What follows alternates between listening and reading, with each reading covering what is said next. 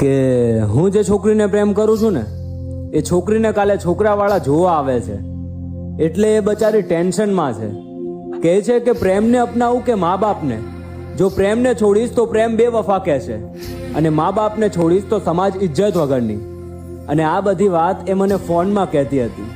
પણ સાચું કહું ને દોસ્ત, એના વાતો કરતાં વધારે એના રડવાનો અવાજ આવી રહ્યો હતો.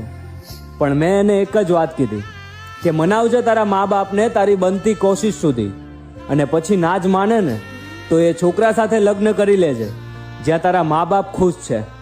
પણ પછી જે દુઃખ મને થવાનું છે ને એ દુઃખીથી મારે બે શબ્દ તારા મા બાપને કહેવા છે કે તમારી દીકરીના લગ્નમાં જે કંકોત્રી છપાવો ને એમાં રાધા કૃષ્ણ અને ગણપતિના ચિત્ર ના મુકાવતા, કેમ કે એવા ભગવાન એવા મા બાપથી ખુશ જ નથી જે મા બાપ એમના સંતાનના પ્રેમને સમજ્યા નથી. અને આમ પણ લગ્નની કંકોત્રી બે પ્રેમીઓના મિલન માટે બની છે, કોઈની જિંદગી બરબાદ કરવા માટે નહીં.